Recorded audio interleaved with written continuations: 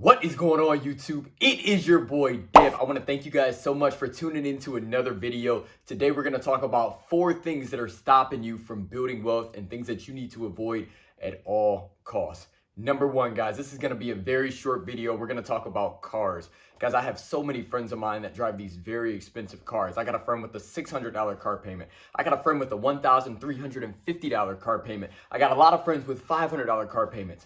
Car payments are keeping people broke. Now, car payments are always bad, right? Now, I get it. Like, I like to drive a nice car, and sometimes I feel like in order to drive a nice car, sometimes you may need to have a car payment because you may not have the $30,000 or $40,000 to be able to put down on a brand new car or on a newer car or whatever you want, right? Because I get it. I work hard for my money, so if I want to have something nice, and that's what I work hard for every day, I feel like I deserve to have something nice, right? So I'm not knocking the car payment. This is what I'm knocking.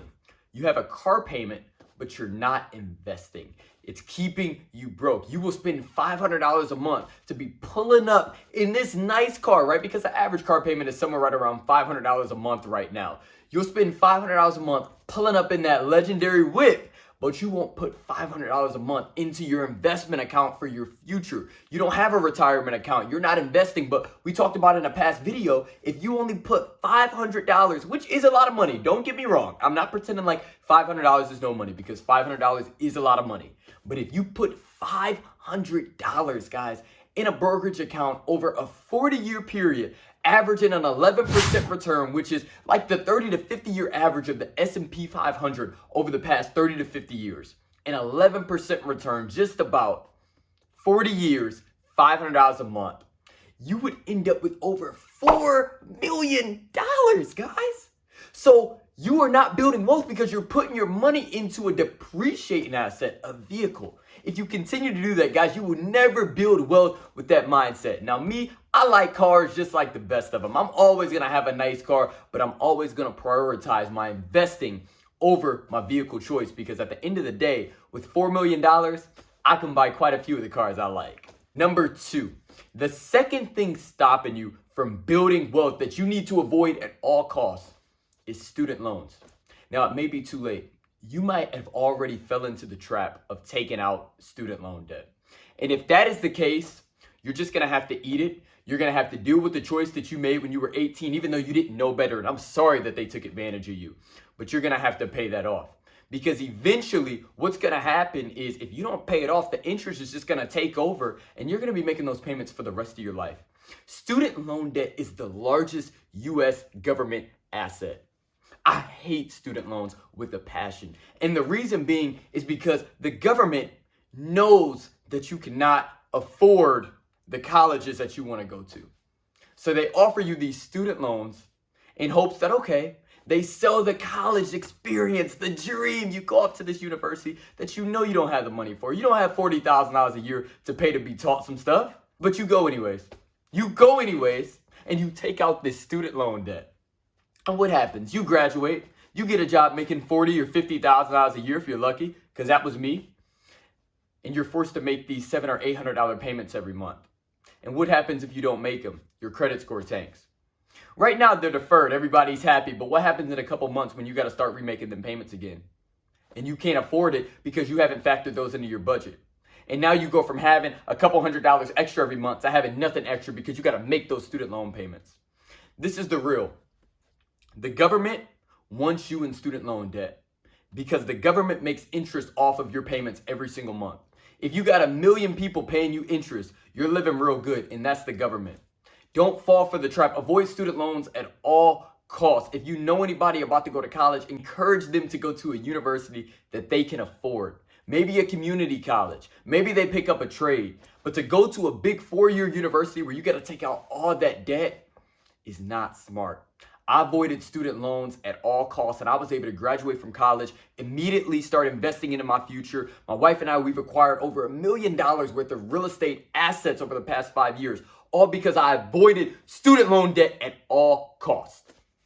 Number 3, I would have to say is rent or mortgage. Now, I know what you're thinking. Devin, don't you promote real estate investing? Absolutely. This is what I mean. A lot of people are house poor. What that means is they bought way too much house. I'll give you an example. I see it every day. People come into my office and they're buying these $300,000 or $400,000 or $500,000 houses as their first homes, right? Congratulations, right? Nothing wrong with it if that's what you want to do. But this is where I see it wrong. It's wrong if you got pre-qualified for a $500,000 house and you think just because you got pre-qualified for a $500,000 house, you got to go out and buy a $500,000 house. Guys, all that money that you're going to be paying in your mortgage every single month, that's taking up all your money, which makes you house poor. If you don't have any money left after you make your mortgage payment, you're house poor. What does that mean? You do not have any money left to invest. If you are not investing any money for your future, you're not going to have anything in retirement when it's time for you to retire, settle down, and enjoy the remaining years of your life.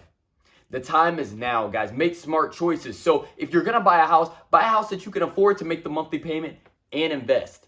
And maybe drive a nice car. And maybe go on vacations.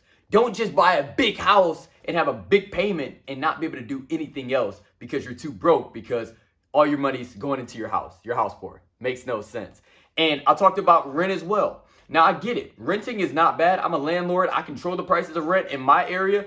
I don't think renting is bad at all. And I'm not just saying that because I earn a living off of owning rental properties. Renting has a time and a place, and I'm going to be quite frank with you. A lot of people who rent cannot afford to buy. I see the credit reports when I do my credit reports when I'm interviewing tenants, right?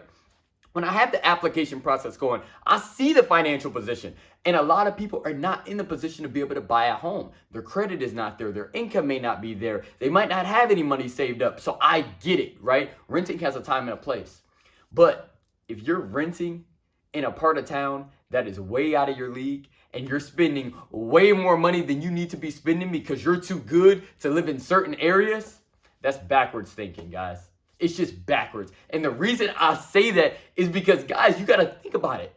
If you could be spending way less money, shouldn't you? Now, I'm not saying you should sacrifice your safety, but in my city, at least, there are certain areas that you can afford to spend a certain amount of money, right around $1,000 to $1,200 a month, and you can have a nice setup. You're not in the suburbs, but you're not in the middle of a war zone either. But you got so many people who will take their money and go spend it in other communities thinking that they're doing something when really all you're doing is making a landlord rich by sending your money out there, right? So be careful with what you spend in rent because you may be able to save some money by moving to a part of town that may not be as bad as you think and save a lot of money by doing so. And what's going to happen when you save some extra money?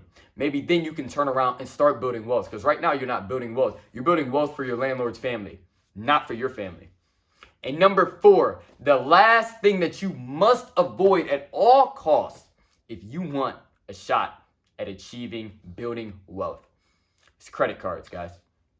I see it every day. It's disgusting. It is disgusting. The credit card debt that America has. America has a problem. We have a stuff problem. We can't stop buying stuff, guys. It is crazy. It is absolutely crazy. People just be getting random stuff. Amazon didn't change the game. You got your credit card linked to it. You see something that you think you might need and click, bought it. Delivered the next day. Too late. Spent money. Luckily, you can return it. But dang, like guys, it is unreal. The credit card debt in this country is sickening. How can you build wealth if every month you're carrying a balance on your credit card and you're paying interest every single month on that credit card? It's maxed out. How can you build wealth? How can you build wealth when you're paying 20% interest to somebody? It doesn't make sense, guys. It's backwards. Credit cards, you need to stay away from them. That's where I kind of agree with my man Dave Ramsey on that. Like, guys, like credit cards, if you have no self-control and you can't afford to pay them off in full every single month, at the end of every single month, guys, you should really stay away from them. It doesn't make sense. They will mess your life up. I got friends of mine who are in so much credit card debt, and when they were taking it out, they were like, I'll be able to pay it off. No big deal. No big deal. It's been years. They're still in it. It makes no sense. I carry credit cards. I have 3 credit cards. I have one credit card that I put my gas on because I like to keep track of how much I'm spending in gas every month. I have another credit card that I put my food on because I like to keep track of how much my wife and I spend on food in a month. And then I have one credit card that I put discretionary spending on because I just like to keep track of how much I spend. Every single month, I pay them all off in full. I still put money into my investments. I'm still able to purchase real estate investments, and I'm still able to live a full life. I'm still able to give it to my church. I'm still able to have fun. Credit cards, if you're not paying them off at the end of every single month, stop. Stop. Even if you have a balance right now, stop the spending. Stop the spending. Stop it. Just stop. Because it's not going to get you anywhere. Stop it. Freeze the card. Cut it up. Do whatever you got to do. Get out of that credit card debt and don't go back into it. Because it will stop you from building wealth. Guys, those are the 4 things you must avoid at all costs if you want a shot at building wealth in America. Thank you so much for tuning into another video. Always remember, when God is in it, there is no limit. Your dream life is out there. You just got to go get it. We will see y'all in the next video. Peace.